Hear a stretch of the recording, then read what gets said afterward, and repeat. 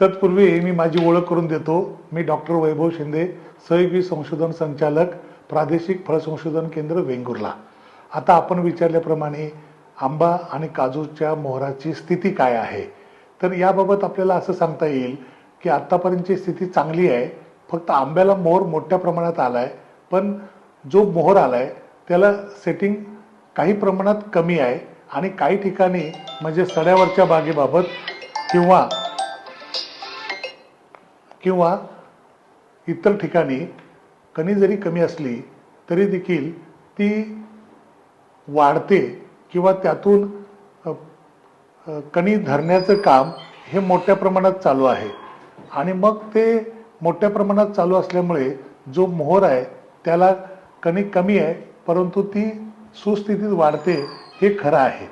काजूच्या बाबतीमध्ये वातावरण क्लिअर आणि दीर्घकाळ पर्यंत पडलेला पाऊस यामुळे काजूचं सेटिंग आणि रिटेन्शन अत्यंत चांगल्या प्रकारचं आहे।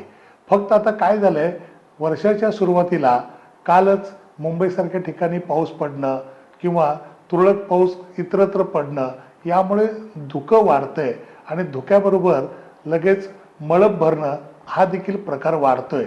असं मळप भरणं आणि धुकं वाढणं हे या मोहराच्या दृष्टीनं फारसं प्रतिकूल नसतं आणि अशा वेळेला आंब्यावर तुडतुडा किंवा फुलकिडी आणि काजूवर TMB हे जे कीटक आहेत ते कीटक मोठ्या प्रमाणात वाढू शकतात। त्यासाठी शेतकऱ्यांनी अलर्ट होऊन त्या दृष्टीनं नियोजन करणं अत्यंत गरजेचं असतं।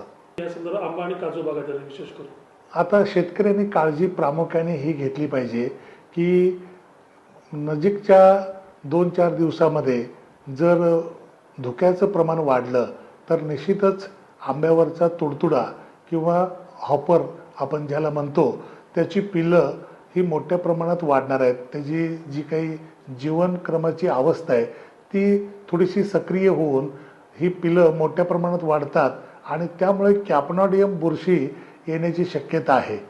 पण आपण जर वेळीच डॉक्टर बाळासाहेब सावंत कोकण कृषी विद्यापीठ दापोलीनं दिलेला जो काही स्प्रे शेड्यूल आहे किंवा फवारणीचं वेळापत्रक आहे ते तंतोतंत वापरावं।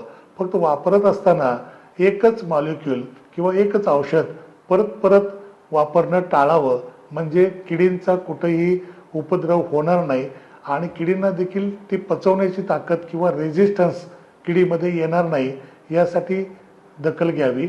आणि काजूवर जर समजा कुठे कीड किंवा काही प्रादुर्भाव दिसला तर लॅम्डासायलोथ्रिन हे औषध प्रामुख्याने फवारावं, त्याचा देखील उपयोग चांगला होतो।